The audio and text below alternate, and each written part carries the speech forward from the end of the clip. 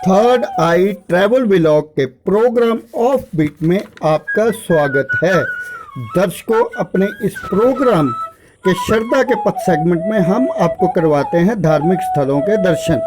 आज हम पहुंचे हैं सांबा जिले के प्रसिद्ध चींची देवी के मंदिर में, जो पठानकोट से जम्मू जाते हुए रास्ते में एक ऊंची पहाड़ी पर नदी के किनारे पर स्थित है।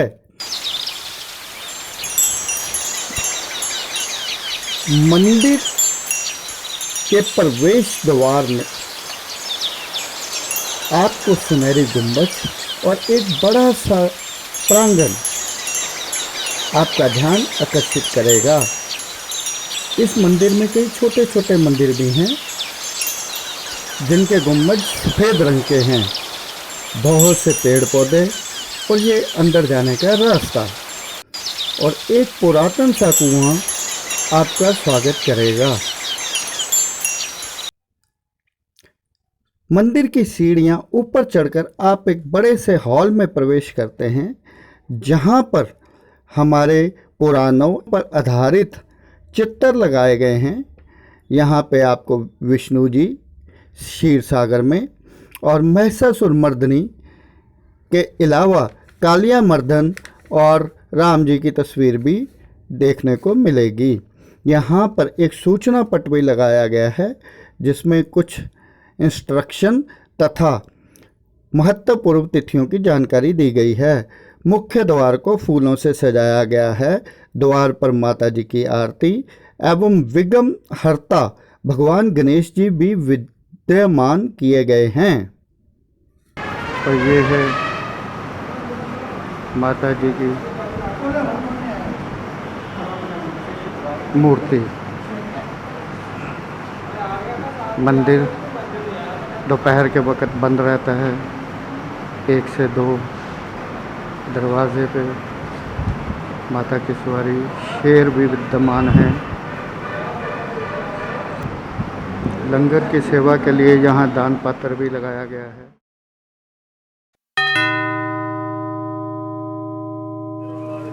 जय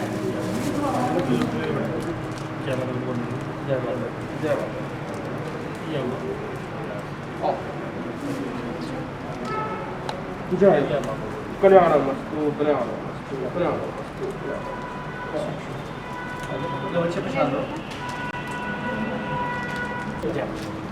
जय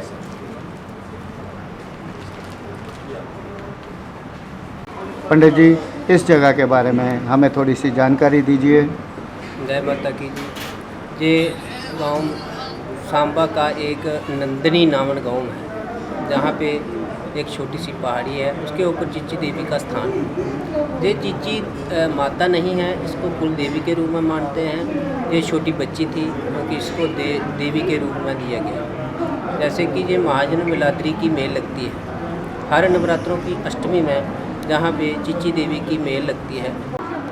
तो जहाँ का महत्व क्या है कि कोई भी चीची देवी के आगे प्रार्थना करे कि किसी को स्किन की प्रॉब्लम हो या किसी को मौके वगैरह होते हैं वो हो, तो इससे जो मन्नत करते हैं लोग, उनसे बहुत जल्दी ये राहत देते हैं। जैसे आपने बताया कि नवरात्रों की अष्टमी को यहाँ एक खास प्रोग्राम रखा जाता है।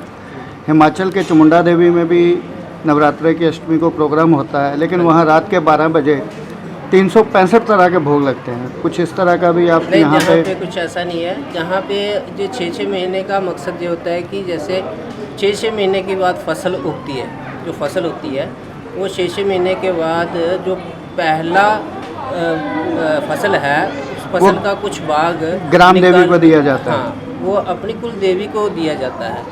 जैसे यहाँ 2 मूर्तियाँ विराजमान की गई हैं। ऊपर वाली मल्ल देवी है, इसको सुकराला देवी के रूप में मानते हैं। तो ये चीची देवी है, जो इनकी भी कुल देवी है। ये मल्ल देवी चीची देवी है। ये सरगंडीय ब्राह्मण हैं। उनकी छोटी बच्ची थी 2-2.5 साल की, वो पानी में डूब के उसकी मृत्यु हो जाती है। तो जब मृत्यु हो जाती है, उसके पिताजी जब उसको निकालने जाते हैं, देखते हैं तो उसकी सिर्फ ये छोटी वाली उंगली दिखाई दे रही थी बाहर। तो उनके पिताजी ने निकाला बाहर, तो उसका डूबने का मकसद ये था कि लोगों के जैसे महाजनों के कुछ लड़के थे, छोटे बच्चे ही थे, तो उन्होंने मजाक किया कि आपके पापा तलाई में डूब गए, जहाँ साथ में एक तलाई है।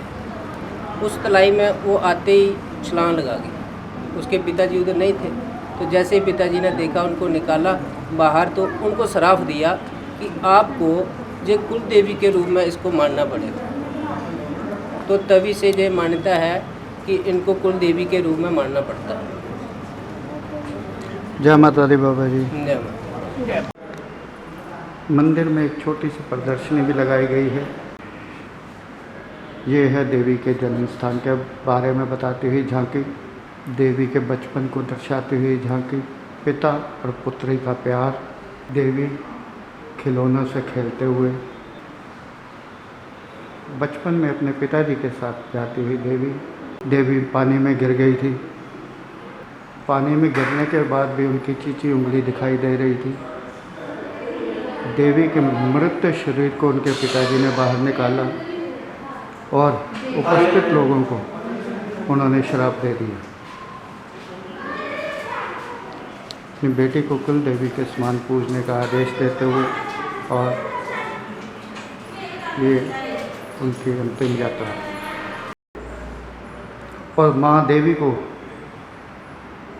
कुल देवी के रूप में पूजते हुए लोग मंदिर के गर्भगृह से बाहर निकलते ही आपको वहाँ पे विशाल धर्मशाला मिलेगी, जहाँ पर यात्रियों के रहने का विशेष प्रबंध किया गया है। ये है उस तलाई का दृश्य जिसके बारे में पंडित जी ने अपनी कथा में बताया था। यहाँ पे देवी की मृत्यु हुई थी। इस जगह को अभी पक्का कर दिया गया है। आज भी यहाँ से देवी के नहलाने के लिए पानी लेके जाया जाता है। इस जगह के बिल्कुल सामने से ये मंदिर का भव्य दृश्य, आसपास में फैला हुआ जंगल इस मंदिर की खूबसूरती को और बढ़ाता हुआ। और ये मंदिर के ऊपर पहाड़ी में एक छोटी सी वाटिका की स्थापना की गई है, जिसमें 9 ग्रह के चित्र भी बनाए गए हैं। और यहीं पे आपकी यात्रा खत्म होती है।